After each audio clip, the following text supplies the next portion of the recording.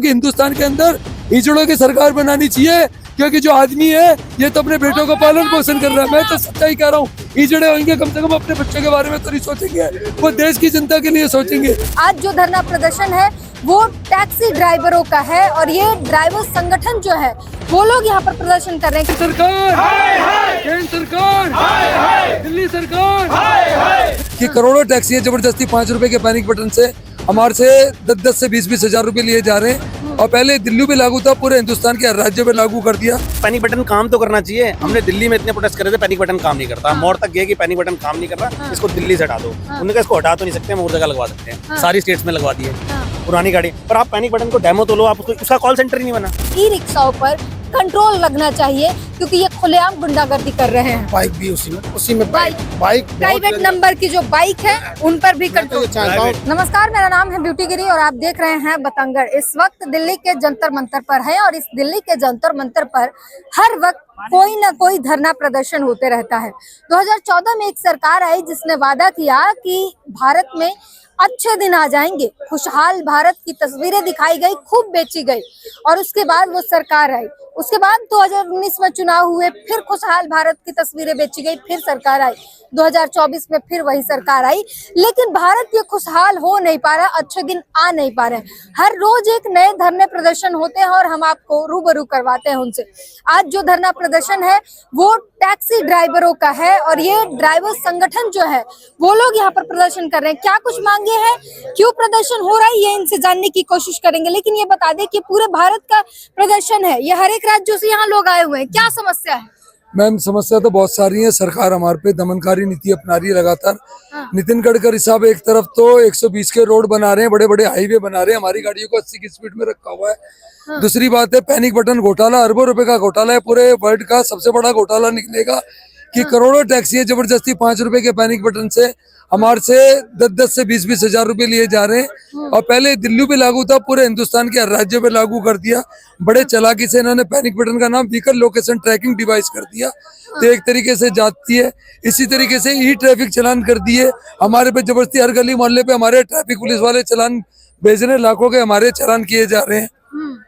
अब इन्होंने नया कानून बनाया कि 45 दिन का एक कानून बना दिया कि 45 दिन में अगर हमने चालान नहीं भरा तो हमारी गाड़ी को ब्लैक लिस्ट कर दिया जाएगा। ये भी एक बहुत बड़ी जाती है।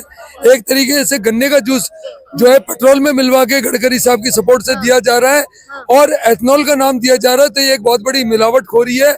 अगर कोई पेट्रोल पंप वाला ये काम कर दे तो उसका पेट्रोल पंप सील हो जाता है, उसको सजा, भारी से सजा हो जाती है। और सरकार खुलेआम पेट्रोल के अंदर गन्ने का जूस मिला के दे रही है, तो लानत होनी चाहिए सरकार को। सरकार की दलील भी है कि इससे हमारे राज्य कोष में बचत होंगी, पैसे हमारे पास बचेंगे। राज्य कोष में बचत होगी तो गन्ने का जो जूस मिला रहे हैं उसका पेट्रोल का पैसा कम करा जाए ना। हमारी गाड़ियां खराब हो रही है, हमारी गाड़ी सड़ रही है, हमारी गाड़ियों की लाइफ खराब हो रही है। इस तरीके से खराब होते हैं, इंजन खराब हो रहे हैं और हमें फ्यूल उतने का ही मिल रहा है। अगर वो सस्ता पड़ रहा है तो हमारा फ्यूल बचना चाहिए। पैनिक बटन आप लगाओ अगर सिक्योरिटी के लिए आपने लगाया, पर पैनिक बटन काम तो करना चाहिए। हमने दिल्ली में इतने प्रोटेस्ट करे थे, पैनिक बटन काम नहीं करता। मोड़ तक गए कि पैनिक बटन काम नहीं कर रहा, इसको दिल्ली से हटा दो। उन्होंने कहा इसको हटा तो नहीं सकते, हम और जगह लगवा सकते हैं। सारी स्टेट्स में लगवा दिए पुरानी गाड़ी पर। आप पैनिक बटन को डेमो तो लो, आप उसका कॉल सेंटर ही नहीं बना। पैनिक बटन का मेन ये है, उसका कॉल सेंटर बनना है। पुलिस ने लिख के दे रखा है। पुलिस कहती है एमएचए कहता है हम सपोर्ट नहीं कर सकते इसको, हमारे पास इतना पुलिस सुरक्षा बल नहीं है कि हम पैनिक बटन को ट्रैक करके किसी को मदद दे पाए। पैनिक बटन लगाए किस लिए? लगाए बस खाली आप उसकी स्लिप लो, 10,000 रुपए दो और 10,000 रुपए देके उस पैनिक बटन से अपनी गाड़ी को रजिस्टर कराओ। हमारी कितनी गाड़ियों में पैनिक बटन नहीं लगे हैं, सिर्फ 10,000 रुपए की पर्ची कटी है। एक तरह सरकार ने एक अलग से फीस लेना शुरू कर दी। आपने कॉल सेंटर तक नहीं बनाया, तो अगर पैनिक बटन कोई दबाता भी है, पैनिक बटन का इस्तेमाल भी करता है, तो कहाँ जाएगा? कौन आ रहा है सिक्योरिटी के लिए? कितनी एग्जांपल्स हैं जब पैनिक बटन से लोगों की सुरक्षा हो गई है? जरा इसके भी आंकड़े पेश करे सरकार। क्या समस्याएं हैं, क्या लेकर आए हैं परेशानियां, बताइए। मैं भारत सरकार को सचेत करना चाहता हूं। मैं Ashok Kumar Pachauri, India team general secretary, और आपके चैनल के माध्यम से मैडम बताना चाहता हूं कि हम सभी ड्राइवर भाई, चाहे वो छोटी गाड़ी चला रहा है चाहे हवाई जहाज चला रहा है, सभी ड्राइवर हैं, मगर एक ड्राइवर के लिए करोड़ों रुपया मिलता है। जैसे अभी हेलीकॉप्टर में क्रॉस हुआ, जो कि उनमें कोई कमी थी, उनको चेक भी नहीं करा, कितनी मौत हो गई बेघर हो गए, मगर उनको 1-1 करोड़ 10-10 करोड़ जो भी मिला है। एक छोटा ड्राइवर होता है जो टैक्सी ड्राइवर है, ऑटो ड्राइवर है, और उसकी मौत हो जाए, उसको 1 रुपया नहीं मिलता, 1 रुपया नहीं मिलता। उसको हमारे जो ड्राइवर आयोग बनना चाहिए, जिससे सभी को उसका परिवार, सभी भाई ड्राइवरों का पल सके। और जो ये प्रदूषण की बात कर रहे हैं, कभी इलेक्ट्रिशियन की बात है, इलेक्ट्रिशियन बनाओ, कोई मना नहीं कर रहा, मगर उनको टाइम दिया जाए। और इलेक्ट्रिशियन करना तो बहुत अच्छी बात है, जनजीवन स्वस्थ रह सकता है। धन्यवाद। ड्राइवर एकता जिंदाबाद, भारत माता की जय। सर क्या कहेंगे, किन समस्याओं के साथ आप लोग यहाँ पर आए हुए हैं? हम तो मैडम कुछ समस्या दिल्ली में काफी दिन से चल रही है, 10-15 साल से। जब केजरीवाल जी की सरकार थी, आज कांग्रेस बीजेपी की सरकार है, तो इसमें क्या है कि देखा हुआ कि काफी दिन से ई रिक्शा और बाइक तो अनलीगल है, जो प्राइवेट नंबर की है, जिसको चलने का कोई अधिकार नहीं सुप्रीम कोर्ट द्वारा, ठीक है ना। और वो आज कमर्शियल यूज हो रही है। उसमें क्या है कि कल को कोई ऐसी घटना घट जाए, किसी माँ बहन बेटी को बिठा के रेप हो जाए, बलात्कार हो जाए, या उसका मर्डर हो जाए, या वो एक्सीडेंट हो जाए, तो क्लेम कहाँ से मिलेगा उसको? कमर्शियल तो है नहीं। और उनको तत्काल प्रभाव से बंद किया जाए। अगर सरकार को चलवाने की ज्यादा ही अपनी इच्छा है, तो उसको कमर्शियल कर दिया जाए, ताकि सरकार की आय भी बढ़ेगी, और वो रजिस्टर्ड जब हो जाएंगे तो जिम्मेदारी से नहीं भाग सकते। आप रैपिडो उबर जो चलते हैं बाइक, उसकी बात कर रहे हैं? नहीं, रैपिडो उबर और ओला में ये बाइकें लगी हुई हैं, जो कि बिल्कुल ही मतलब चलाने का अधिकार नहीं है। प्राइवेट नंबर जो है वो नहीं चलना चाहिए। हाँ, नहीं चल सकते। और आपने देखा होगा दिल्ली में कि हर जगह, हर चौक पे ई रिक्शा की भरमार है। वो किसकी दम पे चल रहे हैं? अगर कोई ऑटो वाला, टैक्सी वाला कहीं खाना भी खा रहा है ना, तो उसको पीछे से फोटो खींच के वीडियो बना के उसका चालान कर भेज दिया जाता घर पे 10,000 5,000 रुपए का। तो भाई ये दिल्ली ट्रैफिक पुलिस की मिली भगत से चौक पे खड़े होके 4-4 चैन लगा के ट्रैफिक वालों की नाक के नीचे, वो ट्रैफिक वाले पीछे खड़े, आगे वो सवारी भर रहे हैं। 4 सवारी अलाउ है उनके परमिट पे।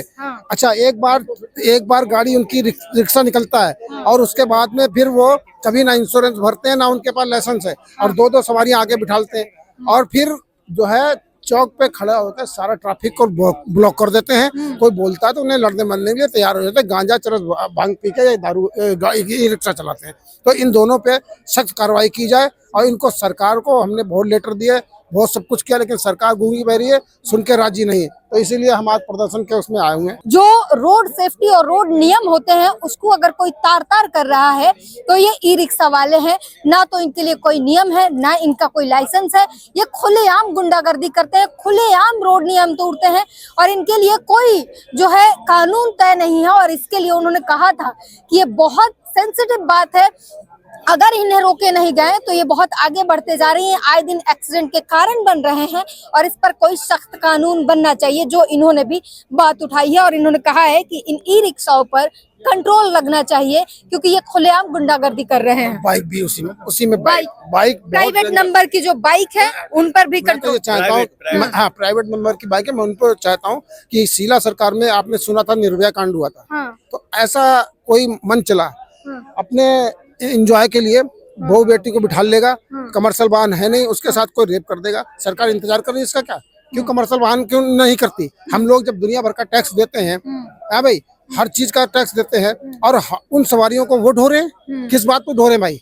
हमारा तो पेट, हमारा अधिकार है। हमने देखा हुआ है कि 80-80 हजार, 1-1 लाख रुपए सैलरी पाने वाले, सरकारी जॉब करने वाले सुबह निकलते हैं, सिंगल सवारी उठा के चले जाते हैं, शाम को आते हैं, सिंगल सवारी लेके चले जाते हैं। तो इनको जो परमिट दिए हुए हैं, इनको फिर खत्म कर दो ना। क्या मतलब इनको चलवाने का? तो इन पे प्राइवेट बाइक पे पहले नंबर में, और ई रिक्शा पे इन पे सख्त कार्रवाई की जाए दिल्ली में। ऑटो वालों की जिंदगी में कुछ बदलाव नहीं हुआ? कोई बदलाव नहीं है। ये पिसते हैं, पिसते रहेंगे, इनकी कोई सुनने वाला नहीं है, ठीक है ना शीला ने सुना था, ना कांग्रेस केजरीवाल ने सुना था, इनकी दम पे बैठा था, आया था। और आज जो है ये सरकार आ गई, ये भी सुनने वाली नहीं है। और 800 रुपए फीस नहीं लगती थी, 800 रुपए फीस बुराड़ी में अब लगने लग गई है। शीला रेखा सरकार के आने के बाद 800 रुपए फीस जाती है टिकट लेने गाड़ी फिटनेस पे, और 800 रुपए दलाल दिया जाता है, तब गाड़ी पास होती है। 800 रुपए टिकट लेके खुद ड्राइवर गाड़ी पास कराना जाए बुराड़ी में, तो गाड़ी नहीं पास होती है। हाँ, दलाल को करना ही पड़ेगा। फिटनेस हर साल होती गाड़ी की। अच्छा, हर बार मेंटेनेंस और फिटनेस गाड़ी की फिटनेस होती है, ऑटो की, टैक्सी की। तो वो आपके फिट है तो भी आपको पैसे देने पड़ेंगे? हाँ जी, फिट है, उसके बाद भी हम जाते हैं। 800 रुपए का टिकट लगता है। अगर हम नहीं वो करेंगे, अगर हम टिकट लेंगे 800 रुपए का और हम दलाल नहीं करेंगे तो हमारी गाड़ी पास नहीं होगी। अफसर उसमें कुछ न कुछ खामियां निकाल देगा। और दलाल भाई, ये रेखा सरकार के बाद से हुआ है सिस्टम। रेखा सरकार के बाद बैठने के बाद 800 रुपए फीस लागू कर दी गई है हर ऑटो पे। हमने जोड़ा कि 1.25 लाख ऑटो है दिल्ली में, आप कन्वर्ट कीजिए उसको 800 से 10 करोड़ रुपए बनता है खाली फिटनेस पे। और भी वाहन है, उन पे भी दुनिया भर का अपडेट कराते हैं, सब करते हैं, कागज पूरे करते हैं। उसके बाद में इसका जो है काम हमारा बाइक और ई रिक्शा फिटनेस चेक कितने समय पर कराना होता है? हर साल कराना पड़ता है। हर साल, ये साल में एक बार। ठीक है। आपके चैनल के माध्यम से मैडम ये बताना चाहता हूँ, जो एक सरकारी नौकरी करने वाला, कार है या मोटरसाइकिल है, सुबह ही 2 घंटे पहले निकलेगा, जबकि तनख्वाह भी अच्छी खासी है उनकी। और जो हमें सवारी मिलनी चाहिए टैक्सी और ऑटो वालों को, उस सवारी को वो लेकर चले जाते हैं और हम वहाँ खड़े रहते हैं। तो हमारी जो परेशानी है वो एक भुखमरी के कगार पर आ गए हैं। आपका हक कोई और मार रहा है। हाँ, मेरा कहने का उनकी नौकरी तो नौकरी से हटा लो, वो गाड़ी चलाने तो मोटरसाइकिल चलाओ, कौन मना कर रहा है? कमर्शियल कर दो, उनकी नौकरी से हटाओ, कोई और भाई लगेगा ना नौकरी। मतलब नौकरी भी कर रहे हैं और हमारी रोजी भी छीन रहे हैं, जिनको तनख्वाह भी अच्छी खासी मिल रही है। और फिर शाम को निकलते 10-10 बजे तक वो चलाते रहते हैं, बैठे रहते हैं गाड़ी चलाने सवारी के लिए। तो ये गलत है और इसको सरकार को, केंद्र सरकार को, राज्य सरकार को से निवेदन करते हैं, हम आग्रह करते हैं इसको रोका जाए। जो सरकारी नौकरी करता है वो वाहन पर सवारी ना बैठा रहे, और अगर बैठा तो उसका चालान किया जाए और गाड़ी जब्त की जाए। धन्यवाद। मंत्री साहब, ये गडकरी साहब ने 100 रुपए के जुर्माने को 1000 कर दिया। खुद विदाउट सीट बेल्ट घूमते हैं, खुद 120 की स्पीड में हाईवे पे घूमते हैं, हमारे को 80 की स्पीड में कर दिया। इनसे पूछा जाए कि ये हमारी डीजल गाड़ियों को बंद कर रहे हैं। कभी इन्होंने जहाजों का पॉल्यूशन चेक करा? क्या हिंदुस्तान में सुप्रीम कोर्ट के बड़े बड़े जज नहीं रहते? कभी उन्होंने पूछा जहाजों की उम्र क्या है? कभी उन्होंने पूछा कि इनके कितना पॉल्यूशन देते हैं? किसी के बाप में दम नहीं है। यहाँ पे सब, मैं तो कहता हूँ कि हिंदुस्तान के अंदर हिजड़ों की सरकार बनानी चाहिए, क्योंकि जो आदमी है ये तो अपने बेटों का पालन पोषण कर रहा है। मैं तो सच्चाई कह रहा हूँ, हिजड़े होंगे कम से कम अपने बच्चों के बारे में तो नहीं सोचेंगे, वो देश की जनता के लिए सोचेंगे। लेकिन ये क्या कर रहे हैं? अपने बच्चों को फायदा उठा रहे हैं, बड़ी बड़ी कंपनियां खोल रहे हैं, अपने बच्चों को टिकट दिला रहे हैं। तो मैं तो कहता हूँ हिजड़ों की सरकार हिंदुस्तान के अंदर बननी चाहिए। गडकरी साहब तो अत्याचार कर रहे हैं। गडकरी साहब क्या कर रहे हैं? काय का अच्छा नेता बना रहे, जो गन्ने का जूस मिला के हमें पेट्रोल में मिला के दे रहे हैं, तो काय के अच्छे नेता है?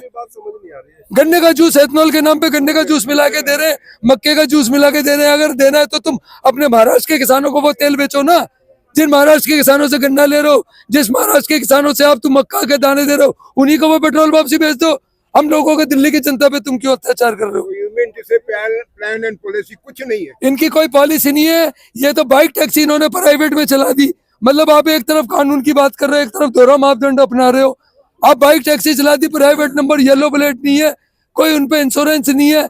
वो एक आदमी जो पूरे दिन ड्यूटी करता है, शाम को सवारी लेके जाता है। ऑटो टैक्सी बस वालों को बेरोजगार कर दिया उन्होंने। 4-4 लाख का ऑटो ले रहा है, 10-10 लाख की गाड़ी ले रहा है। इथेनॉल वाला क्या मैटर है ये भी आपको बता दूं। नितिन गडकरी ने एक नया क्रांतिकारी मूवमेंट शुरू किया, जिसमें उन्होंने पेट्रोल में 20% एथेनॉल मिक्स करके पेट्रोल बेचे जाने। अब इससे क्या हुआ कि ये एथेनॉल मिक्स जो पेट्रोल होते हैं उनके इंजन अलग से बनते हैं। ये जो नॉर्मल गाड़ियां चलती है पेट्रोल डीजल पे चलती हैं, जो एथेनॉल मिक्स पेट्रोल होते हैं इसके कारण इनके जो नॉर्मल इंजन है वो खराब हो जाते हैं। तो ये इस पेट्रोल के कारण इनके गाड़ियां खराब हो रही है, उसकी उम्र कम हो रही है। इससे नुकसान ड्राइवरों को और ऑटो रिक्शा और जो पर्सनल गाड़ियां चलाते हैं वो हर किसी को हो रही है। इन्होंने कहा था कि इससे बचत होगी, बचत के नाम पे इन्होंने पेट्रोल का 1 पैसा दाम कम नहीं किया। तो कुल मिलाकर जनता को लूटा जा रहा है और हर तरीके से इन्हें भ्रम में रखा जा रहा है। और इसी का विरोध करने ये सभी जंतर मंतर पर पहुंचे हैं, कई सारे मुद्दे लेकर। रोडवेज का ही मुद्दा है और हर प्रकार से ये लोग परेशान होकर अब जंतर मंतर पर पहुंचे और कह रहे हैं कि हर जगह नोटिस लगाएंगे और ये नेता बेकार हो चुके हैं, ये सिर्फ भ्रष्टाचार करना चाहते हैं। बहरहाल इस पूरी बातचीत पर अपनी प्रतिक्रिया जरूर दीजिएगा।